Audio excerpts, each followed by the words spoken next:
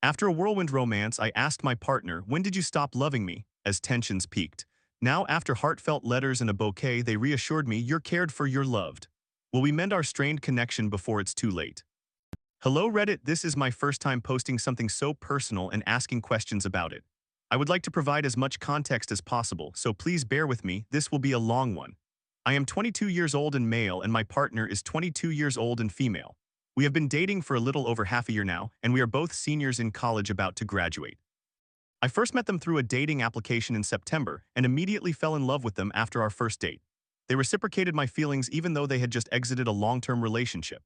We spent a lot of time together from September last year to January this year, about 4 to 5 times a week for approximately 4 hours each time, sometimes more and sometimes less. We frequently went on date nights, planned activities, and enjoyed each other's presence. However, a turning point came around winter break.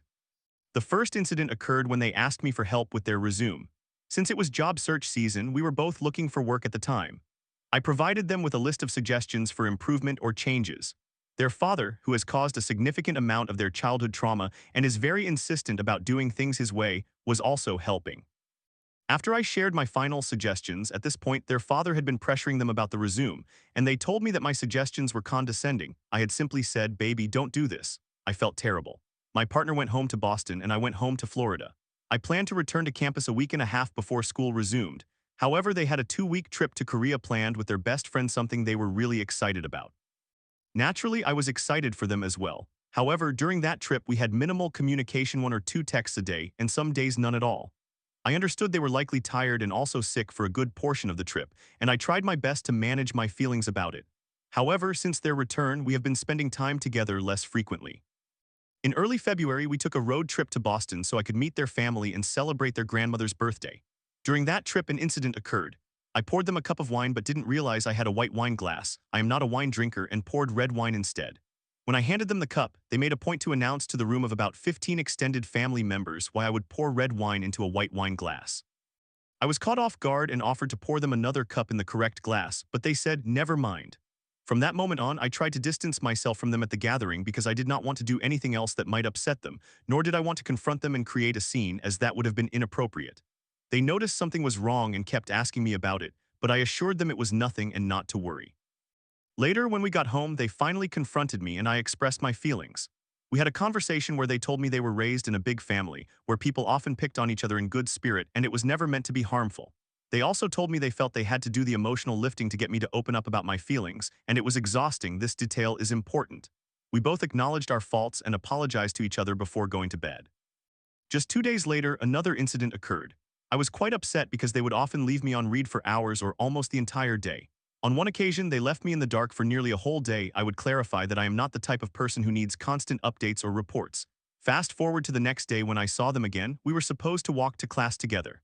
I maintained a resting B face during the walk. They asked me if I wanted to tell them what was wrong because I had only responded with 2 or 3 words to their earlier texts, which was extremely out of character for me. I simply said, "It would be great if I wasn't such an afterthought to you," and we continued walking. While passing through one building, I opened the door behind them, the same way I always do for those doors, by yanking it, causing it to hit the window and produce a loud noise. Once we reached the classroom, I could tell my partner was startled by this, so I texted them, "I'm sorry for being mean, we should talk after class." After class, we went back to my place, and my partner broke down, telling me that I wasn't gentle or kind towards them in that situation. I explained that my behavior was my way of managing my emotions so I wouldn't say something I would regret or raise my voice at them, which only exacerbated the situation. We eventually calmed down, and I shared how the incidents I mentioned had made me feel over the past 2 months. The resume, the wine, and so on made me feel as if they did not truly care about me or my feelings. We had a long conversation that day, and by the end we seemed to be okay. Unfortunately, this was also poorly timed, as we were heading to Florida for a little Valentine's Day getaway the next day. We still went on the trip and had a fantastic time. However, they did not get me anything for Valentine's Day. After that trip, we had no issues until returning from spring break, which was approximately 2 to 3 weeks ago. My flight back was canceled, delayed again, and ultimately missed the connection for my fourth route. I had to run across the Atlanta airport to catch the next available flight. I was supposed to be back by noon and planned to spend the entire afternoon with my partner. However, I ended up getting picked up at 7 p.m. That whole day, I only drank some water and didn't eat anything. I was anxious, not because I might be stranded in a strange airport, but because I feared not being able to see my partner after a week apart. However, when I was picked up, my partner told me they could only have dinner with me because they had an interview the next day. It was not a problem, so I asked if we could do something that evening, but they informed me they had already made plans. At that point, I began to break down in the car due to everything that had unfolded. I felt uncared for and unimportant. That evening became long and confusing, as they expressed a desire to break up with me because it hurts them to see that I am hurting because of them. We both cried because neither of us wanted to break up, and in the end, they told me they would let me know their decision the next day. The next day, I was an anxious mess. My heart felt as if it were racing at 100 miles per hour, and I nearly threw up multiple times. I called and spoke to all the closest friends I had available, even one of their closest friends and pseudomate. When we talked, we agreed not to break up. That Friday was my birthday and we went out for dinner. When we returned, we began discussing our issues, and I brought up the fact that there was a distance between us, now a wedge, and I knew they felt it too. Although we both love each other immensely, there was a sense of strangeness between us. This conversation ultimately led nowhere, and as I was driving them home, they asked me why I was acting so upbeat and happy, as I would normally be distraught like they were. I explained that I believed my distress only perpetuated a cycle of us freaking each other out and made us both walk on eggshells, likely contributing to the distance. Fast forward to last weekend, the main event. My fraternity was throwing a party on Saturday, and we spent the morning and early afternoon together. However, they asked me to drop them off early as they felt tired and wanted to rest before the party. This would be their first time attending one of our parties along with their pseudomates, and we were all very excited. But when the time arrived to go, they called to let me know they felt really sick, and so did some of their pseudomates, so they could not attend. Naturally, I was disappointed in the situation. I offered to go to a Japanese restaurant to pick up miso soup for them because they had expressed a desire for it, and I did not want them cooking while sick. I also offered to make them and their pseudomates soup and sandwiches for dinner on Sunday. I dropped off the soup and sandwiches, but at that point I also had a headache and felt generally unwell, likely due to excessive pregame drinking on Saturday. It's my cheat day, but who knows? On Monday, my partner texted me that they had a fever and all the symptoms of a cold or flu, while I was still struggling with severe nausea. My symptoms subsided by Tuesday, but theirs did not improve. I offered to take them to the hospital or come over to care for them, but they declined and requested some space. By Wednesday, yesterday, their condition deteriorated. I went over to look after them, and they mentioned they wouldn't be very energetic or able to comfort me, which I found a bit odd to expect from them. However, within 5 minutes of my arrival, I began asking basic questions to assess their situation and know how to help, but they snapped at me to be quiet. I attributed it to their illness. They almost experienced a breakdown twice during that span, overwhelmed by the frustration of being sick and facing multiple deadlines and assignments. Additionally, they have a competition this weekend in a different city where they need to memorize a short speech in Korean to present before judges, which they have been unable to practice due to their sickness. I certainly understood their frustration. I attempted to do small things, like getting a cold towel for their fever, but they complained that the towel was too heavy and made their head hurt more. I suggested putting on a fever patch I had brought them when they were sick before. They resisted for 5 minutes, arguing that they thought it would worsen their symptoms, but eventually they agreed to let me put it on, and within 3 seconds they acknowledged I was right.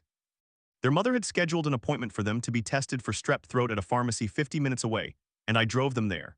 In the car, I figured they were sick and could use some peace and quiet, so I allowed them to cue their songs while I stayed silent. They nearly broke down again a couple of times due to feeling mistreated by doctors and struggling with their college advisor, who was unhelpful and not assisting them in emailing their professors about missing class because of their illness. Upon getting home, I entered their room and noticed the space smelled stale, so I inquired about when they had last opened a window. When I offered to open it if it had been a while, they accused me of being condescending once again. At that moment, I felt awful, unappreciated, and thought they were projecting their frustrations onto me. I simply said, "Okay, I think you should rest and be alone," and I left. However, as I walked downstairs, I don't know what came over me. This is where I made a mistake. I walked back and asked, "When did you stop loving me?" This surprised them and nearly caused them to break down again. They informed me that they couldn't handle discussing such emotionally heavy matters, which in retrospect was a total misstep on my part. I said, "Okay, let me just share how I've been feeling," and I proceeded to explain that over the past month, it felt as if they were just spending time with me out of obligation and didn't genuinely want to be there. They had to stop me again, and I asked just one question: "Do you still love me?" They started to break down again and said they couldn't answer that at that moment. I fell silent. We hugged each other, and I apologized for not being a better partner, expressing that I couldn't do this without them. We went downstairs, and as I prepared to leave, I caressed their face and was unable to hold back my tears. Fast forward to today. I texted them asking if we could talk or briefly see each other, but they said no. I was saddened but wanted to respect their space. This was also my only chance to see them this week as they leave tomorrow morning and won't return until late Saturday night, and I highly doubt they would want to be social on Sunday. I wrote a short letter, nearly 2 pages long, expressing my continued love for them, cherishing the memories we shared, and my desire to work things out with them. I picked up a bouquet for them and left it at their door. They finally texted me back this evening with some reassurance. "You are cared for, you are loved, everything is going to be okay." I responded, "By you, right?" They replied, "Yes, honey." I apologize for the lengthy context. I would love to hear your opinions on the relationship, my anxious behavior, their behavior, and any advice regarding similar situations would be greatly appreciated. Thank you for taking the time to read my story.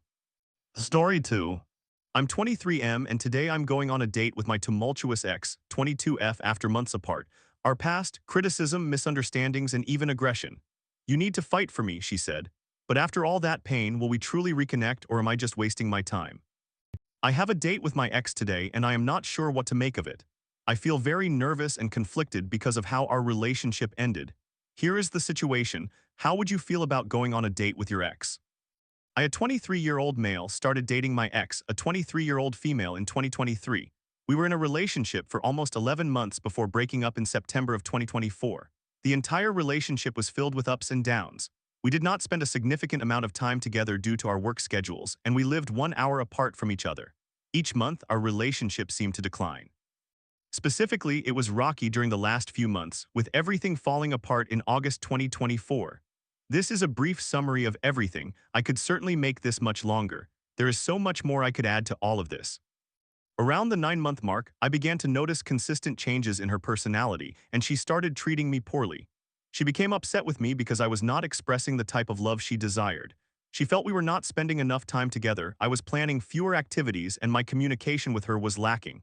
Essentially, she perceived my efforts as low. She had a valid point about some of these things, and I admit I made some mistakes. However, I always tried to ask questions and resolve the issues. I understand feeling upset at times, but it should not be constant. That makes everything worse. All the things she wanted to fix were indeed fixable with time, acceptance that things could change, and a positive attitude from her. During that time, I was also dealing with a significant family issue, which caused my thoughts and emotions to be all over the place. The issue was that she began to shut down in the relationship and treated me worse than I had ever been treated before. Every attempt I made to do the right or kind thing was dismissed because it was never adequate for her. The smallest things accumulated for her, making my numerous attempts feel increasingly difficult, which should not have been the case. Within the relationship, it was similar. She would get upset if things did not go her way. Even in my most loving gestures, it always seemed to be wrong and insufficient. For an entire month, I faced constant criticism, belittling, and nitpicking. She was almost always upset with me and became nearly aggressive at times. I could argue that there was a moment when she physically assaulted me due to her inability to contain her emotions, and she even stalked me when she had access to my location. I had no problem fixing issues because I wanted to, but her attitude and treatment of me, which made me feel like a constant failure, caused me to shut down more and more, yet I continued to strive to improve things. Eventually, though, she ended the relationship. That month was the most challenging and frustrating period of my entire life. I wanted our situation to improve, but she made everything worse and far more complicated than it needed to be. The girl I loved showed a darker side of herself, and honestly, I do not know if I can ever forget that. When we broke up, I needed space. Although she was the one who broke up with me, she wanted me to fight for her and win her love back. The problem was that I was emotionally exhausted and needed time away. That did not sit well with her, and she became even more upset. After a week-long break, we started discussing how to repair what we had. The issue was that I was blamed for everything. Everything was always placed on me, and even when I expressed things I disliked in her behavior, it was turned against me. For the next few months, it continued like this, ups and downs, but nothing was truly resolved. I grew more and more frustrated because nothing was improving despite my efforts. There always seemed to be something wrong with everything. We went on one final date to attempt to make things work, and it went horribly. She treated me poorly. I sat there receiving criticism for 2 straight hours, staring blankly at her. After the date, I had nothing left to say, and everything seemed to come to an end. After a week of silence, she blocked me and wished me a good life. I thought that was the conclusion. We did not communicate for 6 weeks. During those 6 weeks, a part of me felt relief. I was no longer stressed about her and constantly worrying. I was able to live freely and happily, yet I still missed her because not every aspect of our relationship was negative. After 6 weeks of silence, we started talking again about the possibility of a relationship and how to make it work. We spoke on the phone and agreed to attempt a restart. Over the past month, we have been working towards rebuilding our relationship, and it has been very much a roller coaster. I believe some aspects have improved on both sides, but I do not feel the connection we once had. Several issues from our previous relationship linger for me, making it very challenging. Fixing our relationship could be straightforward, but her resistance is making it incredibly frustrating. Her personality is the most difficult I have ever encountered, and we are only communicating via text. She becomes upset and offended easily. I am corrected on nearly everything. I cannot ask or repeat questions that arise, even though that helps me understand better, and many other similar issues. I cannot repeat myself because it annoys her. There seems to be a problem with everything she addresses, and I am tired of dealing with that. I feel like she desires a perfect relationship, and I cannot provide that. I never complain to her. I always strive to be kind and show love, yet it seems like every other day I receive a text from her expressing annoyance about something I have done that is unimportant. A part of me wants the relationship to work, but another part questions whether it can, considering it did not succeed after 11 months. She said hurtful things to me, and I cannot simply overlook that. However, I cannot let her go, and I do not believe she wants to let me go either. My concern is that I will never find love, and she is all I have ever known in my life regarding relationships. I do not want to wait indefinitely. I want to start my life now. Today I have a date with her for the first time in months, and I am terrified. We plan to have dinner and then visit a bookstore to find a book together to read. I am just anxious she will complain about me throughout the entire date. As I entered this pre-relationship again, I told myself that I needed to focus on what could make me happy, and I am not feeling good about the date beforehand. I am unsure what to do. How do you approach the possibility of rekindling a relationship with an ex? Thank you all for reading.